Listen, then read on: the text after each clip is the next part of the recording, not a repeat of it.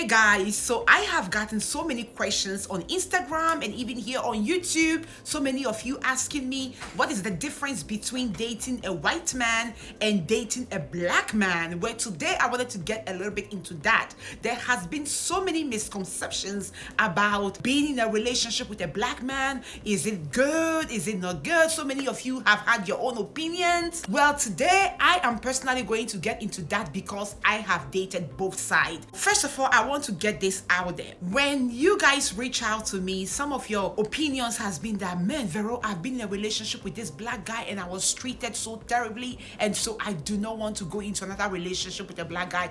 I just want to find a white man. I want to stop you right there, okay? You dated one black man. You did not date the entire black race. So you don't just assume or put every single black man in a box saying that, oh, black men are this, black men are that. No.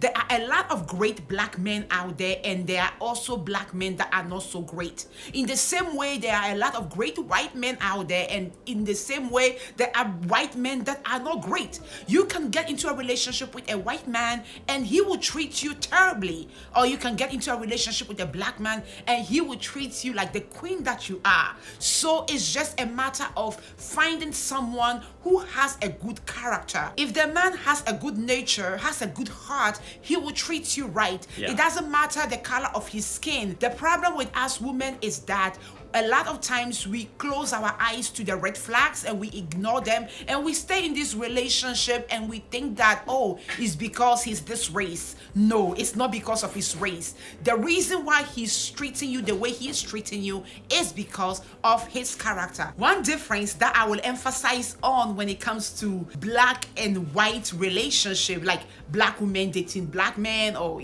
vice versa, one of the big difference that I have personally seen is that white men, when it comes to our culture, they do not have a lot of understanding, and so it is up to us black women to have to explain that, okay, this is what we do in our culture, this is how we wear our hair, this is how we serve certain things. Especially being from an African background, we have a very strong culture that when I got together with my husband, or even the previous white man I had dated, did not really understand that, okay, why we do certain things the way we do them. And so I had to take the time to explain. But if I was with a black man, he will get me instantly that, oh, she's doing that because this is how things are done. Another thing that I have noticed dating a white man versus dating a black man is going on dates. My husband always finds adventures. He's always creative when it comes to, okay, honey, today we are going for a walk, or honey, today we are going for a hike, or we are going camping.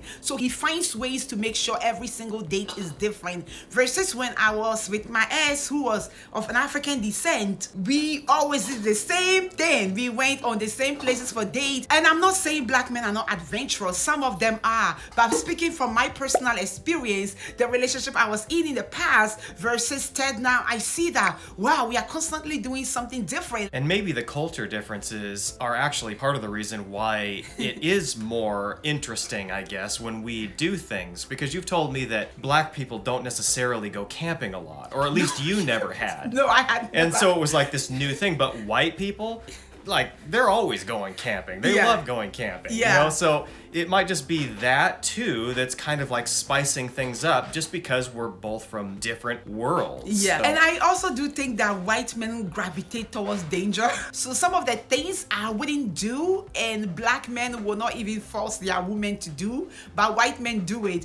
I do think it's sexy, but sometimes too, I think it's a little bit on the crazy side. Some of the things that we will not do, they will do. Like, we are going hiking, and I see the height, and I'm like looking down, and I see that when you hike that and you are dropping to your death. And Ted will be like, oh no, it's fine, honey, look at all these kids doing it, it's fine. I'm like, no. So something like that, I believe 100% a black man will not do that. We run away from danger, they run towards danger. And forgive me if I'm generalizing this, but this is purely from observation, from what I've noticed from my husband and the past relationship I was in. I was like, they really run towards danger. So another observation is that black men are more closed up when it comes to their feelings. They do not express how they are feeling. They are like hardcore all the time. You don't know any emotions, and if they are okay, it's one expression. If they are not okay, it's one expression. They have this, masculine thing about not showing feelings. Whereas white men, when they are going through something, you are going to see the emotions on their face. They will cry. They will express to you how they are feeling. When I was in a relationship with my ex, he never really showed any emotions. Sometimes he was going through the hardest of times and you will never know. Whereas with my husband, we could be watching a movie and there will be an emotional scene and I will see a tear. I'm like, okay, honey, why are you crying? Be like, this movie is so sad. I'm like, man, that is cool to see, Sometimes it can be a little bit sensitive because I'm like, man, he cries about everything. But, I don't cry about everything. No, he doesn't cry about everything. But sometimes... Don't tell on me. No, I'm trying not to. I'm trying not to. But, but sometimes too, it's nice to see that, okay, he's showing emotion and he's showing feelings. So I see that in black men, they don't really show emotions. Sometimes I wish they would, because I think that we've been through, as black people, we've been through a lot. And so we've built up this wall to protect ourselves. Yeah. And so if we let our guards down, then perhaps someone might see that as a vulnerability and try to take advantage of that. And so that wall is so high up. And so as a result, a lot of black men don't show emotions because they're like, nah, I'm not going to show any emotion for you to think that I'm a weak link. No. As a man, I think it's very important to have control over your emotions. Yes. So there really is something to be said for your experience with black men kind of reining in their emotions. There's actually a really good thing to be said about that, because the man is the rock, especially in a marriage, and you want to be sturdy. So everything that happens to you, you don't want to be shaken all the time, visibly. Even if inside you're feeling something, you want to be strong. You want to be strong for your wife, you want to be strong for your kids. But the idea here, I believe, that you're trying to get across is expressing emotions, which is a human thing, is not necessarily a sign of weakness. No, it's not. But we don't want our emotions to be in so much control that we become a hot mess. Yes. We need to be in control, and there's a manly way to express ourselves. Definitely. So another observation when it came to my relationship with the black man I dated versus the white man I've dated is that white men are a little bit more affectionate when it comes to holding hands in public, when it comes to kissing in public. Whereas the black man I dated, he was affectionate, but he was more affectionate indoors. He was not affectionate outside. Like when we went out, he didn't want to hold hands. It was too, feminine for him if he did that. He didn't want to do a lot of things. He didn't even want people to assume that, okay, I was, next to him, or he wanted to be like macho. I don't know. But my observation is that white men tend to be more affectionate. They want to hold hands with you outside. You go to the grocery store, they are checking out, they want to hold your hands. You know what I mean? So I've seen that a lot when it comes to white men. And I personally am a very affectionate person, and I like that. Sometimes it tends to be a little much, especially when let's say you've had a rough day and then someone wants to hold your hand like that.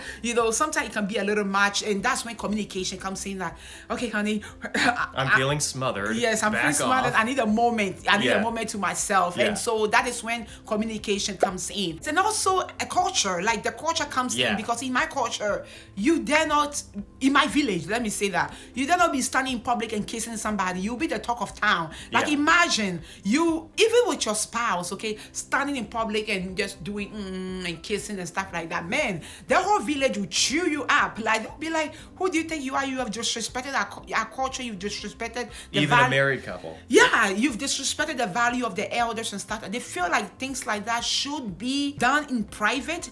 Now things are changing little by little, but but still that public display of affection is not something that we see a lot when it comes to the people from my town. And so, it makes sense perhaps in other cultures as well. Yeah. Public display of affection is seen as disrespectful, whereas white men, public display of affection shows that you are completely head over heels in love with them. But that is not always the case. You can love someone and not, be standing in the corner side, I mean, not that I do that, but I mean, my issue is I just can't keep my hands off this woman. Ted. I can't help myself.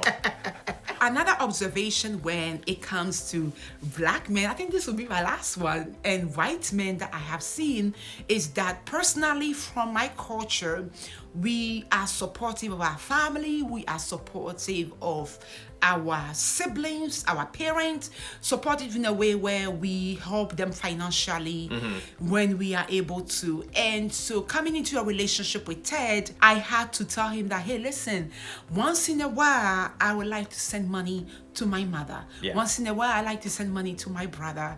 And at first, I don't think that he understood what I meant, but that's something that I was always doing prior to even meeting him. I mean, I'm all for the idea of helping the family, for sure, but it was just an issue of kind of, we do our finances together. Yeah. So it isn't like, it's just her business over here and my business over there. So in that sense, I definitely needed to be at least in the know. Yes. How much are we sending? Yes. When are we sending? Who are we sending? Who are we sending? Those kinds of things. Yeah. So I guess it's just kind of a communication thing on that end of thing. Maybe a cultural thing a little bit, but a lot of white people actually help their parents. But I do know where you're coming from. There's probably more of an emphasis on taking care of especially family, parents. yeah. And I think that the reason I say this is because we deliberately set money aside to help our family. It doesn't matter how much our rent is, it doesn't matter what our bills are. Meanwhile, from my observation at least, I think that